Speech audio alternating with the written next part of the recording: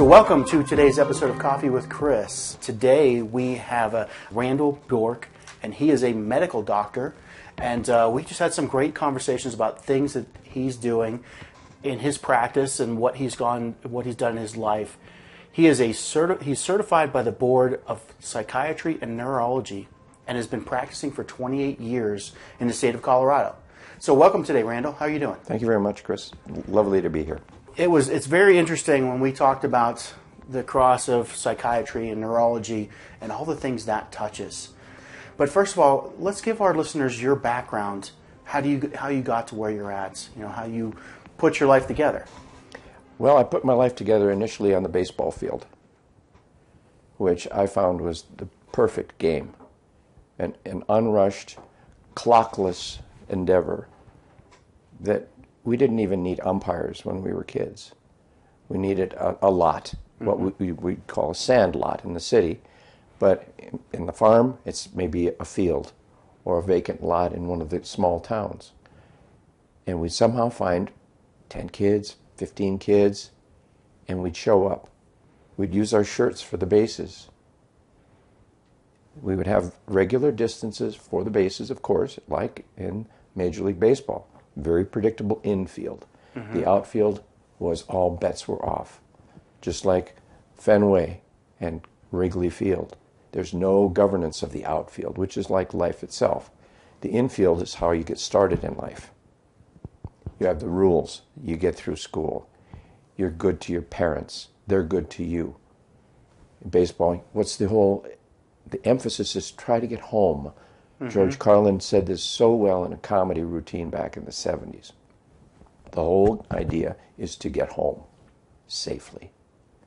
And so you carry that philosophy, knowing that the outfield of life is chaotic, and there are going to be some bad bounces out there. So that's how I got started. So that's a good analogy. You grew up in the country, though. Right, small North Dakota. town. North Dakota. Right. Wow. You know, I made it to North Dakota last summer. It's the first time. I had 3 states left in the U.S. I hadn't been to, and I couldn't find a reason to go to North Dakota. I always ask people from there, what's a thing to go there and see? Well, the thing I go to see is my family.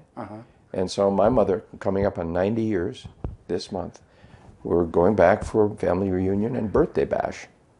Is there anything, like I went there, and the thing we went through the Welcome Center, had the Fargo grinder, wood chipper. So that was, I have pictures of that on like my Facebook and everything. But well, Fargo, the whole plot of Fargo actually is in Minneapolis.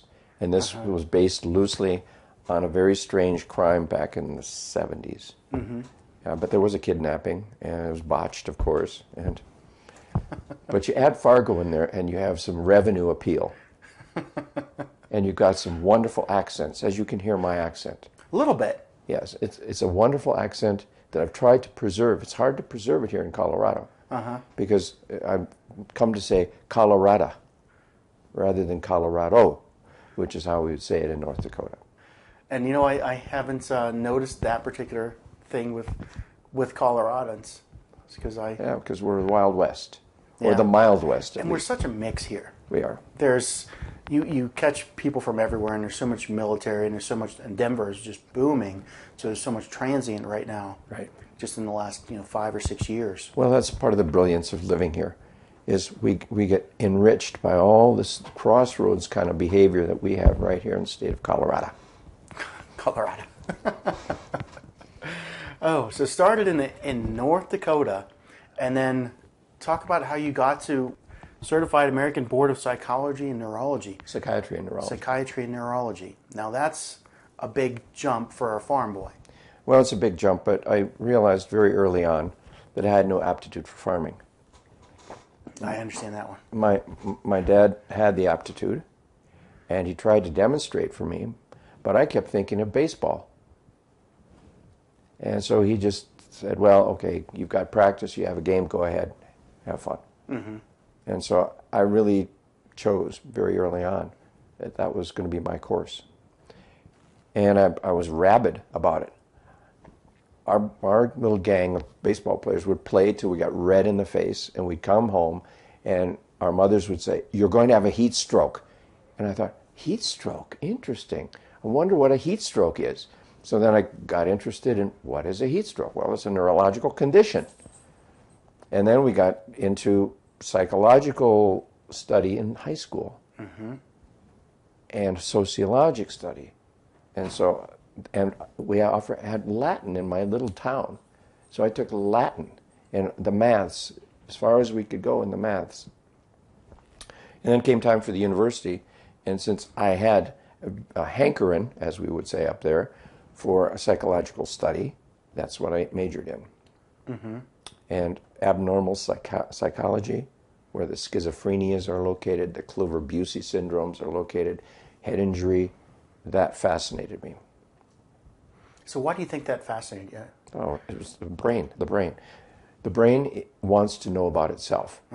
And so you might think of it, well, the brain wants to learn about itself because it's so selfish, so self-centered. The easiest thing for the brain to do is learn about itself.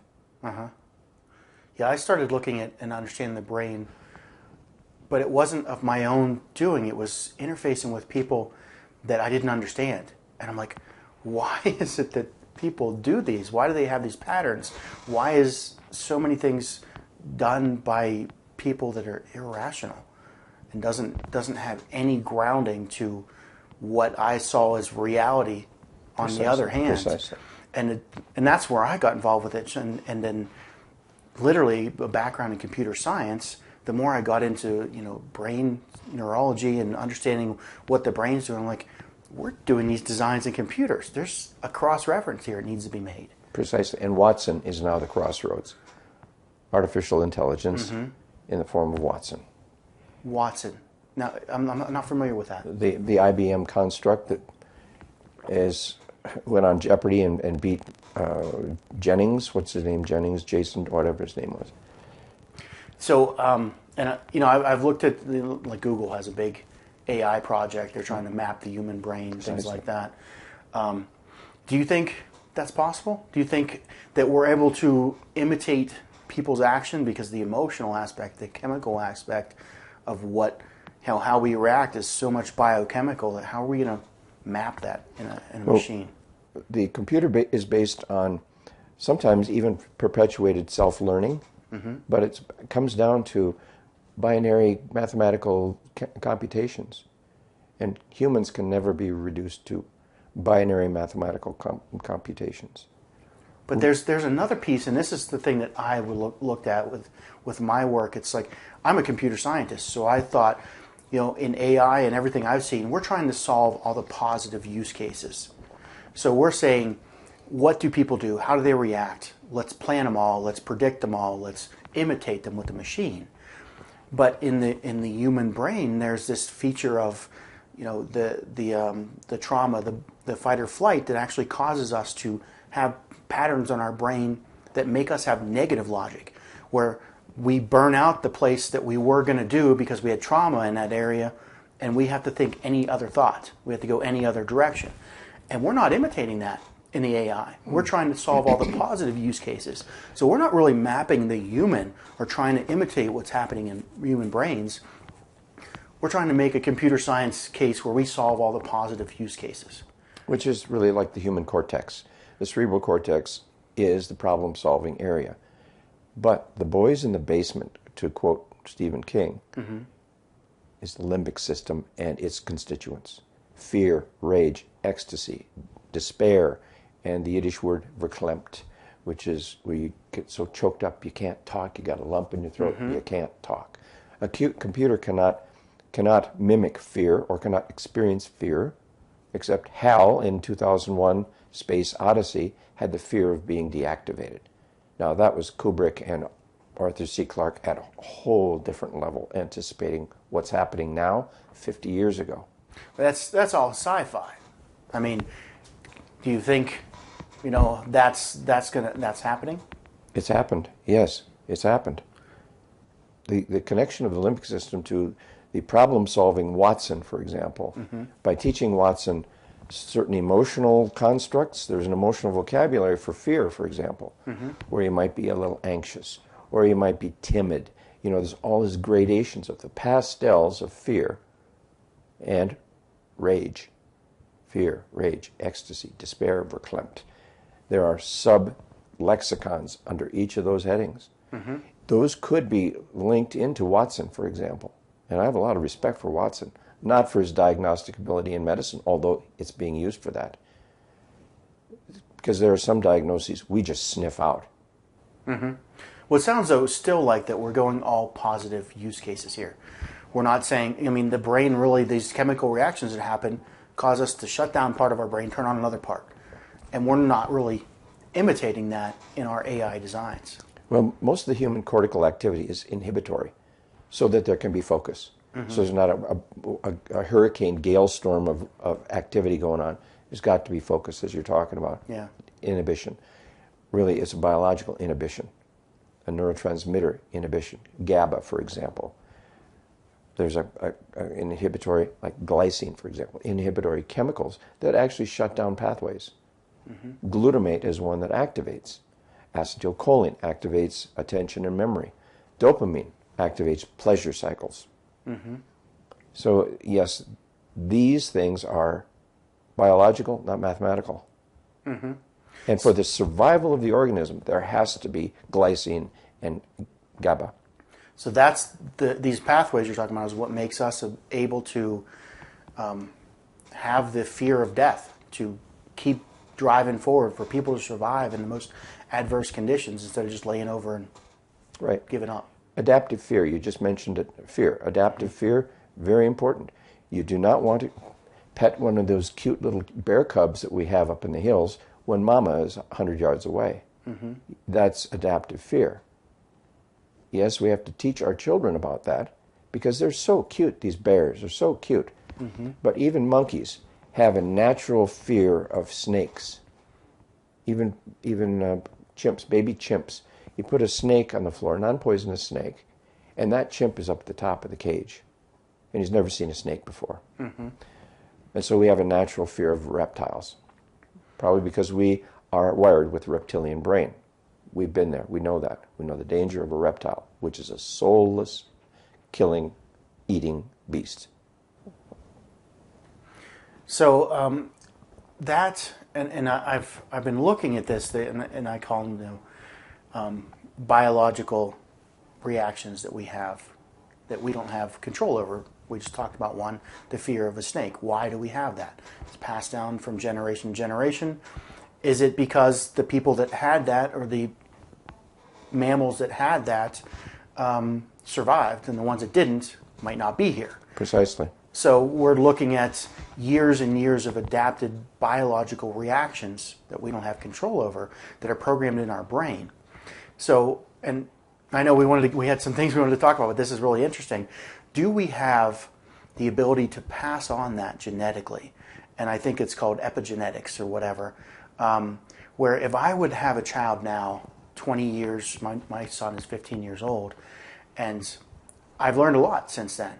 So if I were to have a child now, do I pass on more biological built-in things now than I would 15 years ago? Well, we are full of mutations. So to answer your question, yes, you pass your mutations on to the next generation if those mutations occur before you beget children, to go biblical. If it's afterwards, they're doing their own mutations, passing on to the next generation. We have, each of us, all my people out here, carry African genetics from Uganda, from mitochondrial Eve. 200,000 years ago, we have a common female ancestor. I carry her genetics, and you do too. So we're all African. Now, what did she learn? Well, you stay away from gorillas. Sometimes they're friendly, sometimes they're not. You stay away from monkeys. Chimps will rip your face off. You stay away from the huge snakes in the forest. You stay away from feral animals at night. You hunker down somewhere safe. And so we have this fear that's perpetuated in mitochondrial genetics, because the mitochondrial genetics are passed only through the mother, not through the father. Now, the father's Y chromosome, which is what we have as men, is probably on the way out, probably irrelevant. It's mostly about spermatogenesis and how to be, a man. And a man, to its full extent, I'm talking about man, generic man, the full extent, the manifestations of the Y chromosome are rape and murder. So therefore, the cortex has to govern that tendency, that basic tendency of the beast in the Y chromosome. Now, it's being selected away from perpetuation. So in 100,000, 150,000 years, there will be no Y chromosome. Now, see, that's interesting that, it seems like literally just in the last, and I talk about this often, last 100 to 200 years, our culture has changed to where the physical dangers, at least in first world countries, are all gone. And that's where the male was really of value, is protecting against those physical dangers. Precisely, except in Texas, where everything in the wild can kill you. But we don't live, for the most part, the majority of people in first world countries don't live in environments where there's physical danger to think about. So those traits that are male, you said, like I've said this before too, they're on the way out. They're no longer needed. They're in the way. And when we have those inadvertent reactions that trigger them, we get in trouble in society. Civilization feminizes men. I mean, look at me. I'm all dressed up today. Yeah, you're wearing a tie. I'm not in some sort of bearskin outfit. I have, instead of a 45 on my belt, I have a cell phone. I don't have any kind of knife on me right now. So I'm not prepared to be attacked by a mountain lion. It would be hand to paw combat, and I would lose. So you are exactly right. The dangers here in Colorado are in the back country, but we know that. We go out there knowing we may not come back, and some people don't. Yeah. I actually have a theory that there's a change just over that time, and really you see it just since the late 1800s. It's changed a little over 100 years, where. And it kind of goes hand in hand with the average person. The fruits of their labor are no longer physical. They're virtual. Everything I do in my life is not affecting the physical, but the virtual. Every once in a while I'll go out and work in the yard and plant something and dig up some grass. But, that's about it, But in that time, the female traits have now become the most prominent, because they develop in community centers, learn how to adapt, how to interact with people, how to be the leader in those areas, how to be in the center of society. And those traits are now the leader traits in our family units. And so it kind of makes women the leaders of the family now. A man needs a woman to protect them in the social environment, but a woman doesn't really have the physical environment that they need protection from a man. So it's almost reversed roles again, where we're becoming a matriarchal society. And that may be a good thing. But you also mentioned something about virtual production and the service-oriented society that we're living in now. That's why the craftsmen have really emerged as such a unique, almost aesthetic interest value for us. To watch somebody make a violin, for example, or to make a chair, or make a table and sand the wood so smoothly, or paint a picture. We want things done for us, but yet we still respect people who can make something out of nothing. Because they're dwindling. There's not very many of them anymore. We don't make very many widgets anymore. Yeah, I've seen that too. So some of the things we had talked about, the neurology, the psychiatry, let's talk about neurology first. Give us an explanation, because you're kind of in both sides of this. What is the reach of neurology? What all does that cover? Well, a few years ago, one of our deans of neurology, C. Miller Fisher, wrote an article about the reach of neurology when he was in his 90s. And the reach of neurology is far beyond study of the diseases of the brain, spinal cord, peripheral nerves, and the muscles. It's about more cosmic issues. This is where the blend of neurology and psychiatry come in. The neurology of thought disorders, the neurology of schizophrenia, where there are physical changes that we can see in a brain. The the brain of Einstein, for example, the brain of a genius who was said maybe to even be autistic, or maybe Asperger's, for example.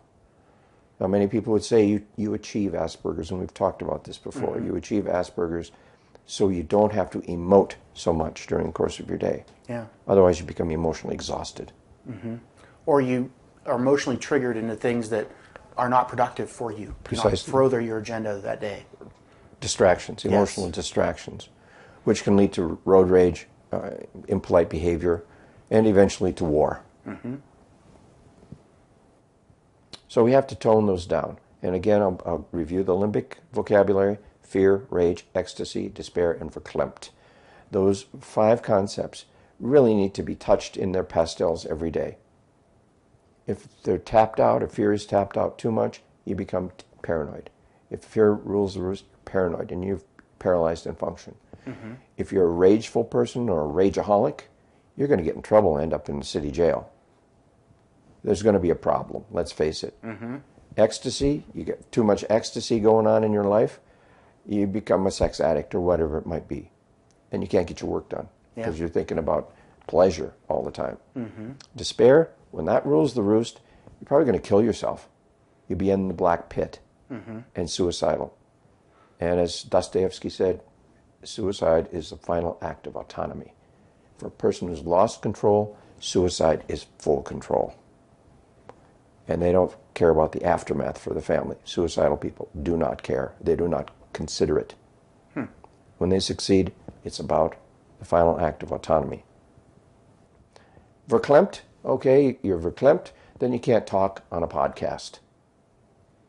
Explain that one a little bit. I'm not familiar with that one. Well, verklempt is German for being clamped down. So if you get clamped down, you get all choked up. Let me try to verklempt for you here.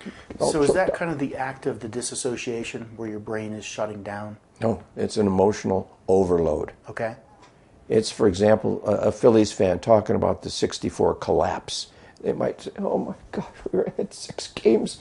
And so I'm being fake verklempt, pseudo-verklempt. I think you I'm get the idea. Getting the idea. You get the idea. Or somebody's dog gets run over and that person sees it and they start weeping and they can't talk. They're speechless for grief.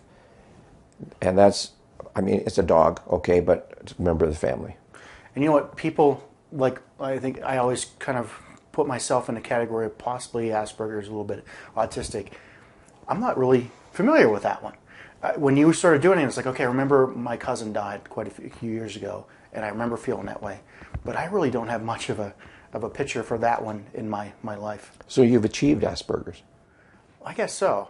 Now you know the definition of verklempt. So that means you have the definition in your lexicon, so you could tell somebody else what verklempt is, but you may not feel it, which is Asperger's. Congratulations, you've arrived. Yeah, I definitely can align with that. That there's just certain things that, I don't know, it's almost like, I say to younger kids that have Asperger's, like, we're like X-Men. We're advanced. We're the next generation that is able to get above and beyond some of these limitations of human. Well, some would claim that Asperger's is a disease. I call it an issue. Issue. I call it I call it a gift. Well, it is. It's an achievement. Now, some would put it on the spectrum of autistic disorders, and they then invoke vaccination reactions and all sorts of things which are really rather questionable scientific rigor, especially with the pivotal study that was found to be faked. But people have latched onto it, including the Republican nominee. So it's very difficult to disabuse people of their conspiracy theories. And some are fascinating. Who shot JFK? Yeah, now the new ones, Michael Jackson and Prince, right, were killed by a conspiracy. And Osama bin Laden is alive and well by a swimming pool. Yeah. Elvis is still alive, too. He's somewhere. Well, I believe that, of course. I saw him downtown. Oh, yeah? So, yeah, and that's why I was asking, we kind of went back to the epigenetics. When I said, I've learned a lot since I had my 15-year-old now. if I had a child now, do they gain that? And is that what's happening with a lot of these younger children that are labeled autistic Asperger's? As parents are having their children later in life, and they're passing on these more levelized emotional control traits. That's a fascinating theory, and I'm going to be thinking about that for the rest of this interview. Back in the days when I was learning genetics, and this was like 40 years ago, we were taught it was really a dogma that there was no inheritance of acquired traits. You could throw a curveball, but you couldn't pass that on to your kids. Well, now with the recognition of mutations occurring, sometimes 1,500 in each cell, and whether it's due to cosmic radiation or whether it's due to the second law of thermodynamics, these things are passed on if they occur before you have your offspring. But you hear so many stats that the Asperger's traits kids are from older parents. And it seems to make sense. And I'm thinking about that. Is it acquired emotional leveling? Fascinating. Some would say those kids are not hugged enough, or they're not. It gets back to the Harry Harlow experiment with chimpanzees in Wisconsin 50 years ago. The baby chimps were put divided randomly into two cages. One had a wire mother that fed the chimps. The other had a wire mother with terry cloth on it that fed the chimps. Guess which ones were the most well-adjusted? The ones that had the terry cloth. Yeah. The lovable I've wire. seen that study. The lovable wire mother. We call them Harlow's monkeys.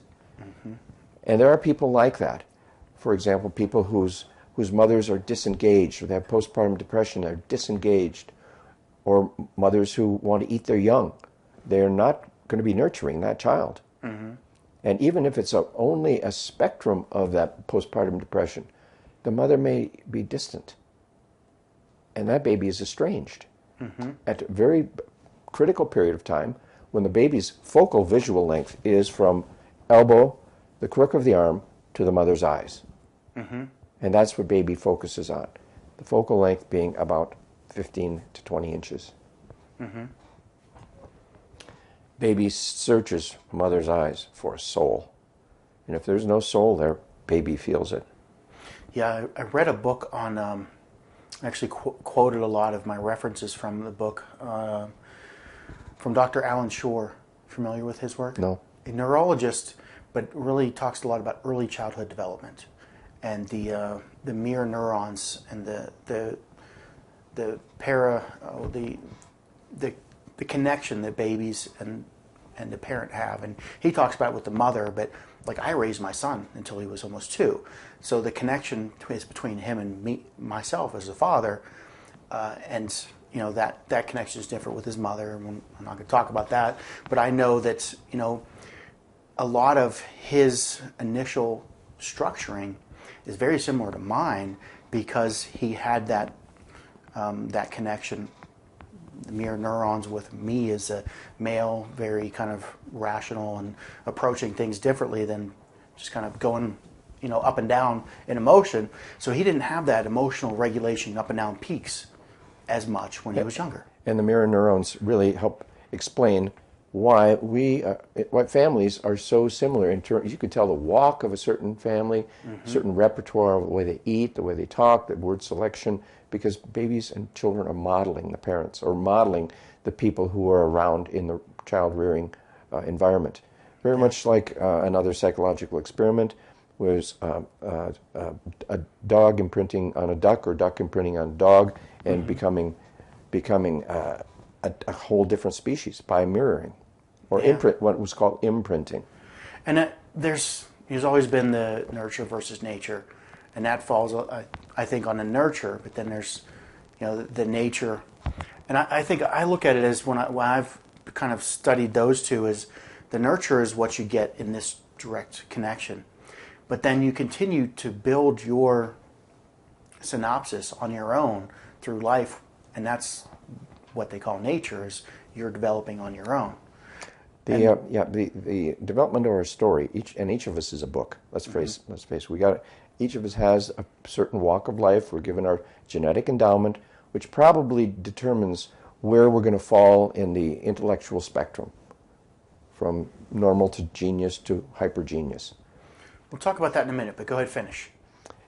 But how far we get out of the infield, of life to that unpredictable, chaotic, physics-driven outfield where the bad bounces are, and how we adapt to those bad bounces is intellect itself.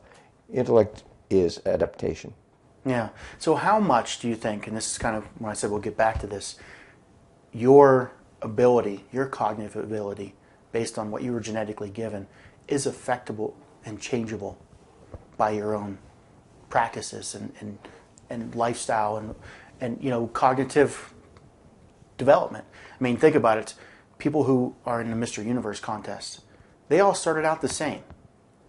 Is the ability to develop your brain within your control and your cognition in more way, or how much do you feel that is within our control to change our stars there, so to say? I don't think there's much control about our passions. Our passions, I think, are there, and we don't recognize what they are. For example, the artist may not know that he's an artist until maybe he's doodling and sketches something, and somebody says, oh my gosh, he sketched a masterpiece on a napkin while you're waiting for someone. Well, okay, that was fun. Or you start writing in composition class in high school, and the teacher says, you have a flowery mind. Flowery mind? Yes, that was a fantastic composition. Let's enter it in the state competition. So the only way we know that is from comparison. By sampling various things. And I think abroad, even though liberal education has fallen into disfavor in favor of the STEM courses, liberal education will give you a sampling of Russian literature and impressionistic arts that you may not even appreciate. And you may find your passion in there. And the passions sometimes don't pay very well. The STEM professions pay very well. But you have to decide at some point, it isn't about money. Money is paper you fold. Yeah. So we had talked about this before, though, how the STEM professions are in such need in our technological era, and even the study in medical sciences, that there's not enough people coming up into those fields. Precisely. Even though you're right now you're saying we need the rounded, we also are aware that there's not enough people in those fields. Right. I'm in a STEM profession. We didn't call it STEM back in those days, but our entry to the STEM was preceded by a liberal education. It was preceded by Latin, for example. What use is Latin? It's a lot of use, for example, today. So there's that balance of finding out what things you're good at by exposing to a lot of things, but then finding out what they're good at early is important as well, so we can start to specialize or focus on that. Well, here's an enriched environment, for example, where there's a piano in the house, where this young little Beethoven can sit down and plink and think, I feel different with the black keys as opposed to the white keys. Not even knowing why, but the limbic system feels something with sound. Every action really begins with some sort of thought. And a thought can be triggered by a sensation. Yeah. And I've seen that. That's something that I don't have a touch with. Okay, I come from a very musical family. I saw my niece at 3 years old, and I'm in the living room with everybody else in the family, and there's like Beethoven playing in the next room. And I'm like, the only one not here is 3 years old. And she's in the next room. She can't reach the pedals at the bottom of the piano. She can't read any music. There's nothing up in front of her. But she is playing a piece of Beethoven that she knows by ear. Which brings up the benefit of classical musical training, so you understand the history of the piece you're playing for Elise or whatever, Beethoven's Ninth. But the musical pioneers may have had no training at all. For example, going to England, what was the state of English music, British music, before the Beatles and George Martin came along? It was dismal. It was Cliff Richard. Teeny bopper love songs. Well, The teeny bopper love songs became the Beatles, and the Beatles became George Martin, became the Beatles, and produced the Beatles. None of them had any classical musical training, not even George Martin. It was a found passion, probably starting with John Lennon, who wanted to use music to get the girls. Mm-hmm. And they found that they had a shared passion. They clicked. They weren't perfect musicians. George Martin made them very, very good musicians. And what happened? They changed the world. Mm-hmm. Despite much resistance. Yeah. So, speaking of changing the world, we talked earlier about training needs, kids, and not enough people coming into the medical profession. You've written a book on this for children. Explain and talk about that book. Well, it's called The ABCs of You. The ABCs of You, Volume 1, in fact, because Volume 2 is now on the board. It's really an encyclopedic dictionary for children. So each volume teaches them 26 new words that they may not have ever heard before. Mm-hmm. A for amygdala, for example. B for bronchus. C for colon. Because children love bathroom humor. Mm-hmm. They love it.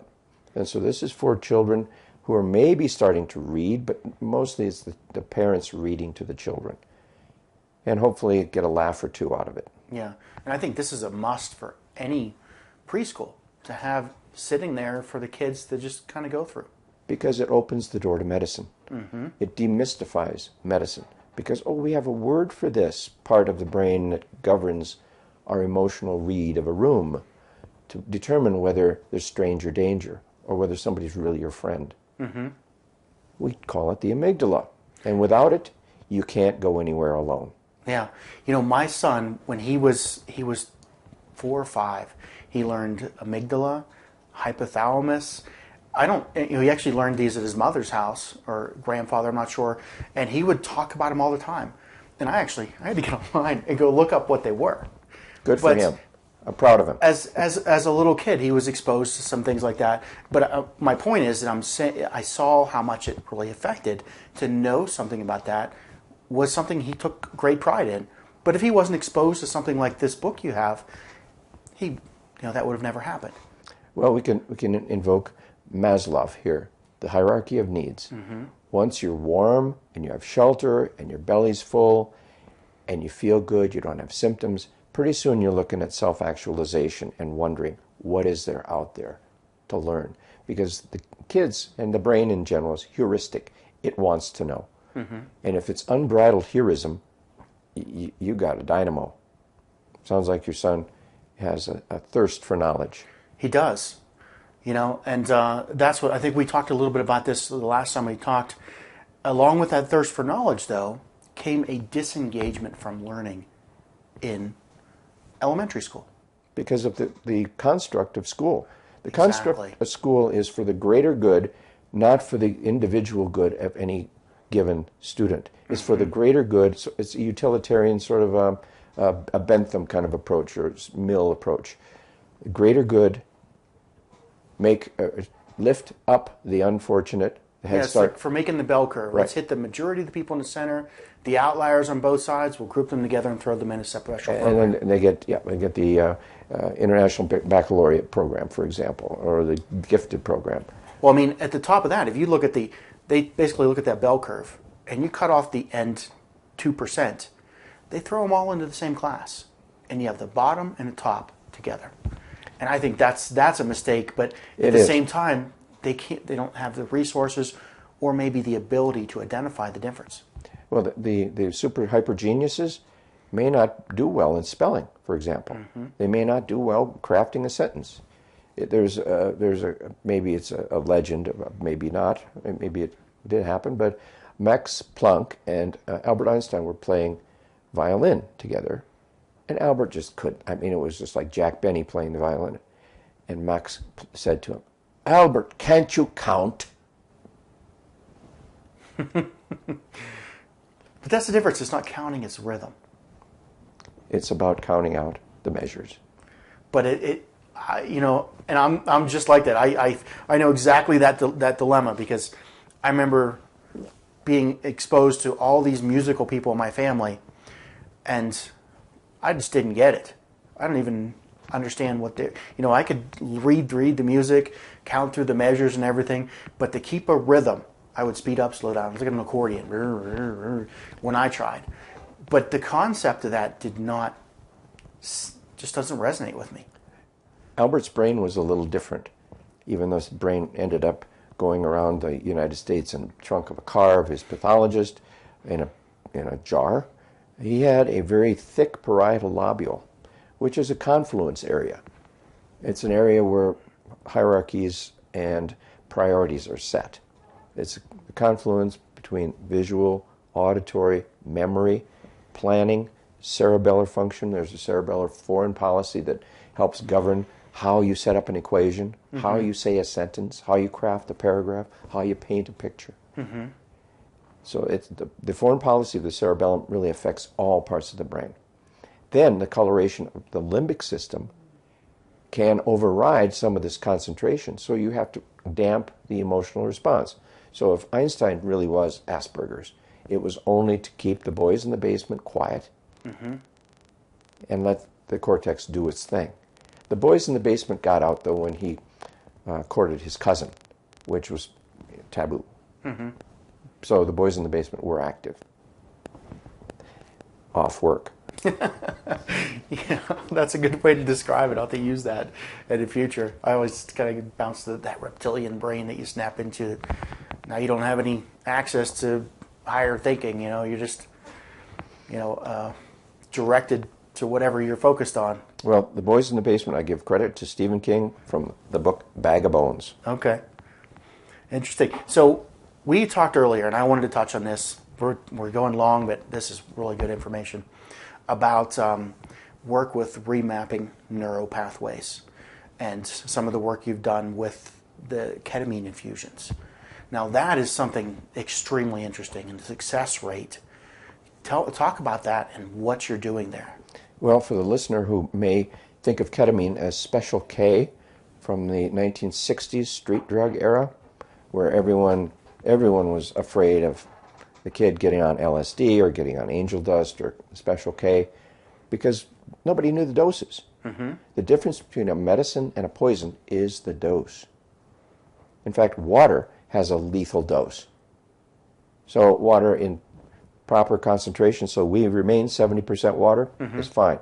You get your belly full of water, and you then load up even more, so your intestines are full of water, your red cells explode, and you are dead. So that is the lethal effect of water. Ketamine is the same kind of situation. We use really tiny doses, as opposed to hundreds of times doses for tranquilizing somebody who's really agitated. It's used in the ER for controlling agitation. For example, New Zealand uses tremendous doses to tame the drunks that come in. The rugby player drunks who come in, who are strong and ripping the place up, they throw a ketamine dart, and that calms them down, mostly. But we're using doses that are in the realm of pediatric dentistry, sedating doses to keep the kid in the dental chair while the retainer's being expanded, whatever it needs to be done. So these are the doses we're using. It's been reported for the last 5 years that a single dose of ketamine in these small doses can take somebody from suicidal depression to somewhere outside the black pit for 7 to 10 days in 80% of cases. So you get 5 suicidal people, we'll save 4 of them for a week or 10 days. During that period of time, they're having these dysfunctional pathways that are so focused and preoccupied with death, and we're blocking them by blocking a neurotransmitter called glutamate. Glutamate sort of makes its own gravitational magnetic field in its own preferred pathways. We stop those pathways. Your example of the smoking, explain that, because that really hit home as to what causes that. Smoking is a tranquilizer. Nicotine reduces anxiety. So people who smoke for purposes of chain smoking, and I'm not talking about having a cigar at the club with a glass of bourbon. That's being seen. That's just cool. But people who smoke in a chain smoking fashion are treating their own anxiety. But the motor functions you said about Right, the motor pathways are preferred pathways over a period of time. That after you finish a meal, here's how it works. You finish a meal, you finish your dessert, you have your coffee, you reach into your purse for cigarettes. And then you reach for the lighter. It's unconscious. The preferred pathway is to reach for the cigarette, light it up, and take that first satisfying drag to reduce the anxiety of whatever just happened at dinner. Mm-hmm.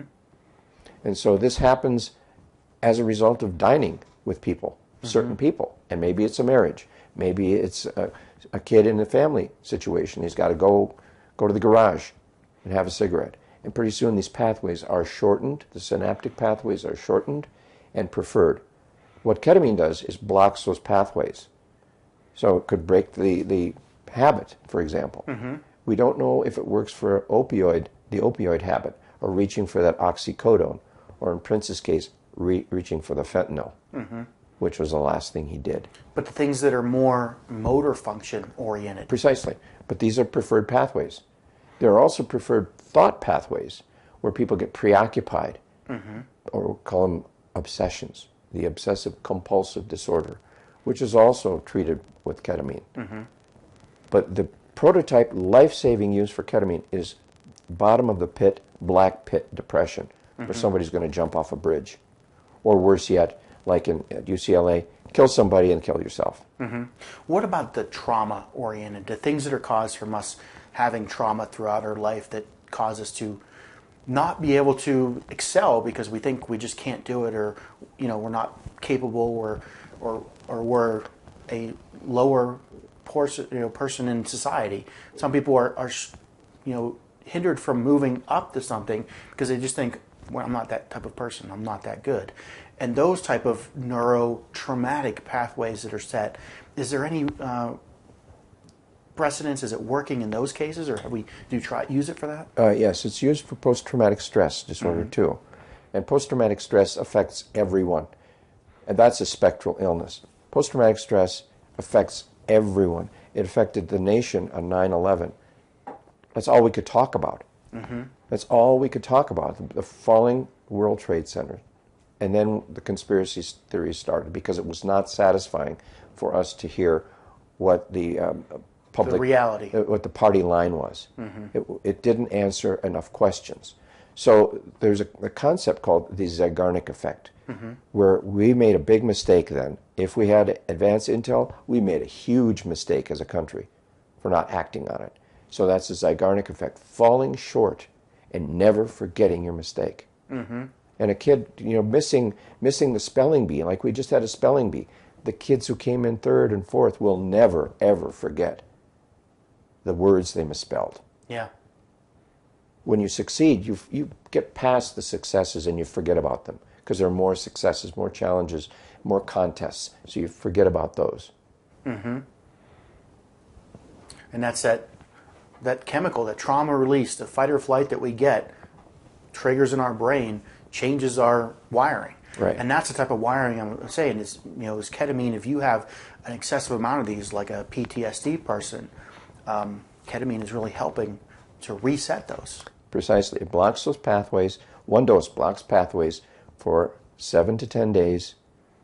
But in our protocol that we use for treatment-resistant depression, post-traumatic stress disorder, suicidal, homicidal tendencies, it's 6 doses over 10 days. So we repeatedly redose, and that may have indefinite response. Maybe they'll need a booster dose in 6 months, but that hasn't been studied. It's so new for this protocol. A doctor in Denver, Dr. Henderson, a psychiatrist, has used it for a couple of years and just reported on 100 patients. And again, 80% were better after 4 to 5 doses. That's tremendous. It's tremendous. The average drug success is 40, under 40. 40 to 50%, with placebo being 30%. So some would say taking a nice walk in the woods with your psychiatrist is more effective than Prozac. Wow. So I mean that's and you do these here in Denver. In Denver. If somebody wanted to reach out to you, how would they? You have a website or something? How would they get a hold of you? It's just a give you a number to call, and we can start the process. Well, I'll tell you what, I'll post the number on the write-up, and you can get a hold of Dr. Bjork that way if you'd like to. I think it's tremendous what you're doing here, and we could talk about this all day, but we're going to kind of wrap it up here. Is there anything else you'd like to say? Well, let me say and reassure all the psychiatrists and neurologists out there that I am not interested in taking their patients away from them. I am interested in being a part of the team. And so I will be the ketamine doctor. They go back to the psychiatrist or the neurologist for their ongoing care. I have no interest in purloining patients from anyone, only in saving lives. Great. That's a good thing to end with. But thanks a lot for being on the podcast today. I learned so much, and every time I talk to you, it's the same. But thank you very much, and thanks for joining today. Thank you, Christopher. All right. Have a great day.